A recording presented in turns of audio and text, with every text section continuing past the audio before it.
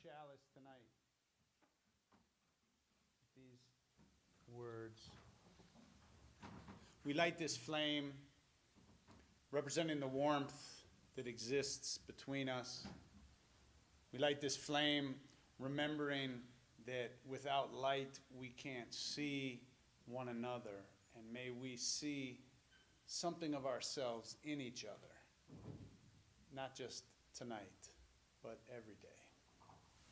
Welcome to this first chapel service, Wednesday night chapel this fall. I'm Marlon Lavenhar, I'm the senior minister here. I want to orient you a little bit because it's been a while for some people. Maybe it's your first chapel, but we have candles up here, and in this service, while the music's playing, you're invited to come forward and just silently light a candle if there's something on your heart or someone that you're trying to lift up. I lit a candle for somebody who had passed away that I'd learned about, so I just lit that candle there. But you can just come up at any point while there's music playing and light a candle. We'd invite you to do that. Right now, I want to ask you to join in All Souls Covenant, if you know it. Please recite it with me. Love is the spirit of this church, and service is its law. This is our great covenant, to dwell together in peace, to seek the truth in love, and to help one another. Welcome. If you would get your hymn book out, it's the Great Book, and turn to number 400. We're going to continue in our Jewish traditions from Sunday. One of the songs we sang Sunday was this song, Shalom Havarim. Would you say that with me? Shalom Havarim. Shalom Havarim.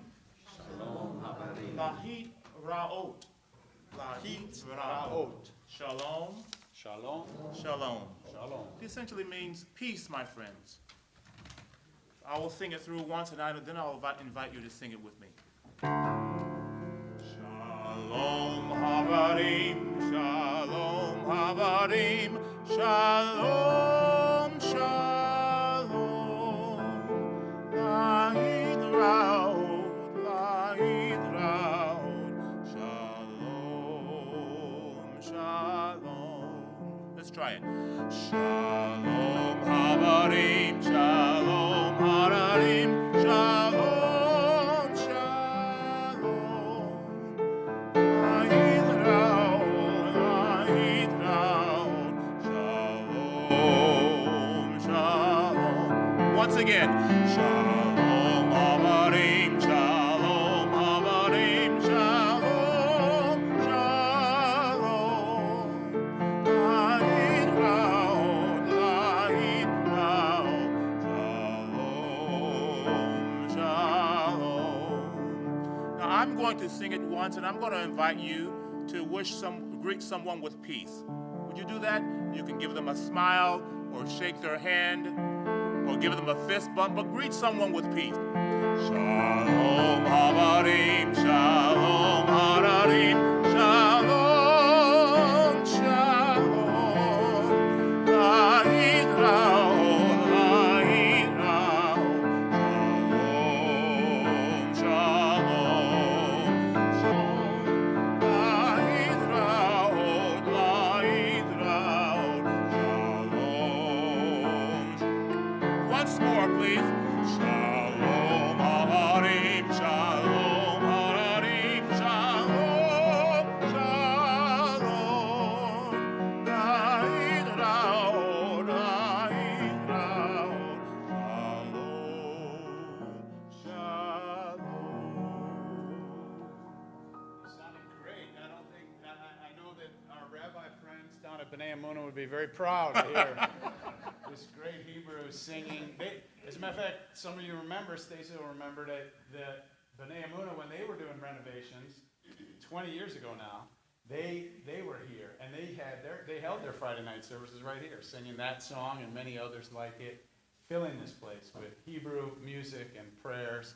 And it was a really special time. And this is, as you may know, this is the high holy days for the Jewish people. So Sunday night at sundown was Rosh Hashanah, the New Year.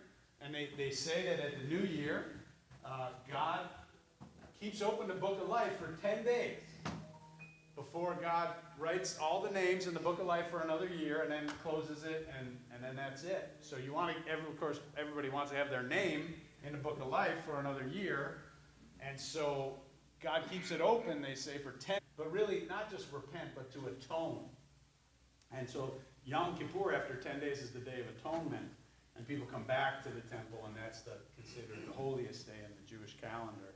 And so we're in this time, we can imagine ourselves, as part of that, extended community of Jewish people all over the world who are trying to atone for things they've done wrong. So I was thinking about this, and I was thinking, we've just come through the pandemic, and there's probably a lot of things that not us, but other people have done during the pandemic that they probably need to atone for.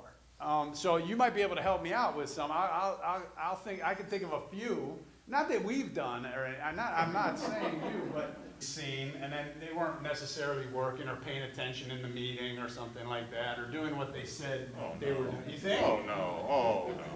Nobody here. Oh, nobody here. No. But I imagine now, and I know that there are people who probably lied about exposure to COVID just so they didn't have to go to work. Oh, right? no. And I hope those people during these next few days go to their employer and say, I'm sorry, I did this, I shouldn't have done it. But somehow get right with their mistakes. Now, on a more serious note, I know that there are people who knew that they either had a little sore throat or something, but they were like, I really want to go to this wedding reception or this party or my friend's house, or these people are coming over and I don't want to call them and tell them not. So potentially exposing other people to COVID and out of our own selfishness. What else? What other things did, not that you did, but that you And think you could other imagine, people yeah. might have done Yeah. that might need to be atoned for through the pandemic? Justin, you got something that you always have some ideas. Not that you did or anything, but just that you could imagine. Anybody? Yes, Lisa. I heard about a woman Yeah. who was going to host a meeting in her own home, and she said, I really don't want to do this. You probably want me closer to the microphone. So and welcome to the online audience. This is a new thing that we have, where we're making it available to folks at home. Anyone else think of anything that someone might have done during COVID that they might want to atone for? Yes. Sharing Netflix passwords. Oh, no, yeah. Never. And Apple TV. And right, Prime. yes. You got 6 more days, I think, to call all the company CEOs and Randy, what do you? Thinking evil about certain people in our Judging others. Yes. So, we all probably have something that we've done that if it were true, that clear our conscience and make right. So, let this be a time, because we don't, as Unitarian Universalists, we don't have a specific time of year when we ask people to do that. And so maybe this would be a good time for you to think about doing something like that. It can be really meaningful. Now, I do want to say one thing. There's times not to atone. Like if you going to tell somebody that you did something is going to actually hurt them, that's going to really, throw them off or traumatize them or be a really terrible thing for them, you get it off your chest, but they're going to be like devastated. That's usually considered not really, that's not about them, that's about you. So atonement's about the other devastated in the wake of your kind. So think about that as you think about how to atone and when to atone. But I want to say it's not easy to do, but it makes such a difference. I was in an argument, not an argument, but my wife and I were having a little difference of opinion.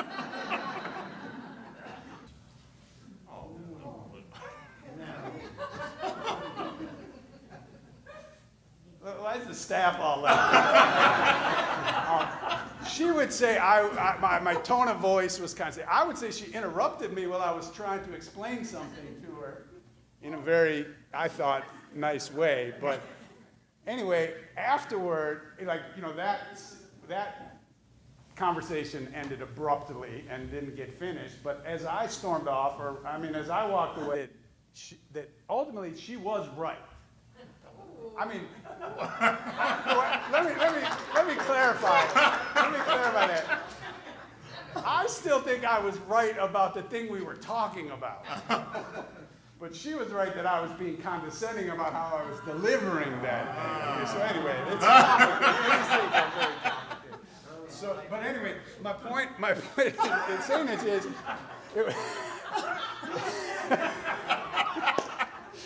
my point in saying all this is that it's not easy because even once I knew, but it wasn't easy. Like it took me a while to get to the point where I was like, you know, she'll feel better, I'll feel better, we'll be, you know, we won't be at war with each other, but it was not even that easy. There's something that simple. So I understand that it's not always easy to do this, but I think it is. But I did do it, and I did feel a lot better, and we felt a lot better, and it was working. You remember Hartman Mitchell? Some folks remember Hartman. Remembered his church for many, many years. He told me a story. I did a service on Yom Kippur, and I talked about the Jewish tradition of going and atoning during and before Yom Kippur. And he said afterward, coming through the line, he said he paid me back money that he said, you know what, it really was yours and whatever. And he explained what he'd done, and he gave him some money. And it wasn't an insignificant amount of money, and it made such an impression on him. And that relationship became a really important relationship to him, but to that. And so it can make an incredible difference in your life and in the life of the person who you atone to. So I encourage you to do that. And at this time, as David plays this next song, you have an opportunity to make a donation to in our offering. Our offering baskets will come around, and our donation is going to, I'm trying to remember, where did it go on Sunday? It's for the Jewish Museum.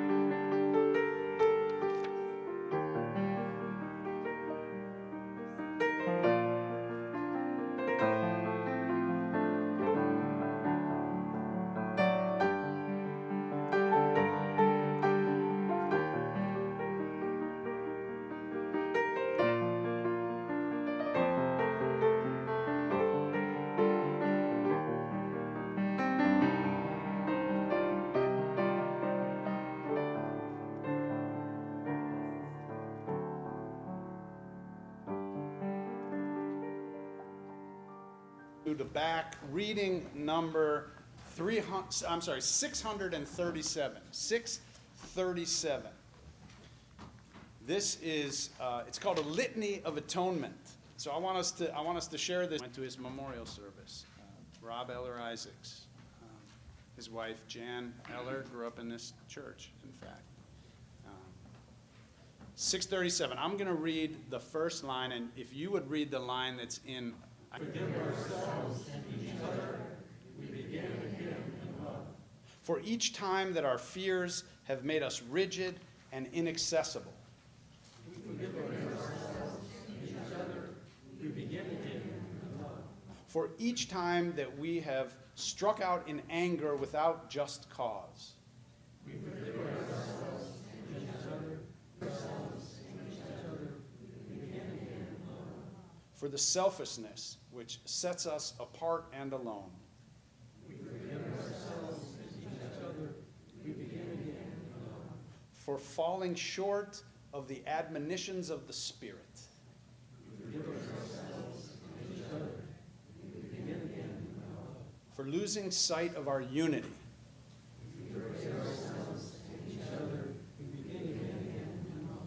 for those and for so many acts, both evident and subtle, which have fueled the illusion of separateness.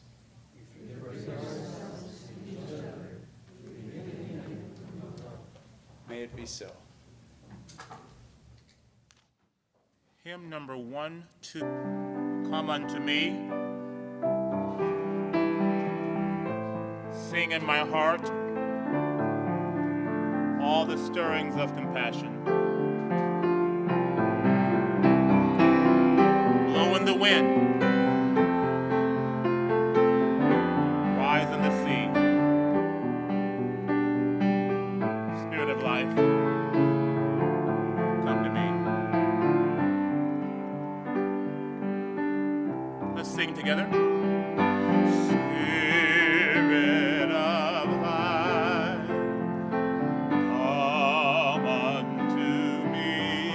Of compassion, oh, in the wind, rise in the sea, move in the hand, giving life the shape of just set me free. Spirit of life, come to me, come to me.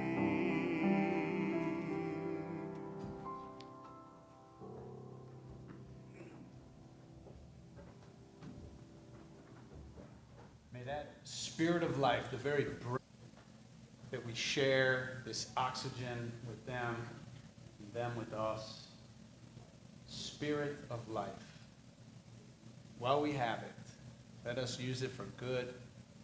Let us try to at least clean up our side of the street the best we can. Let us go forth from this place trying to live a little bit more nobly, a little bit more lovingly, a little bit more caringly. May you go into the rest of this week, and may it be a really blessed week for you.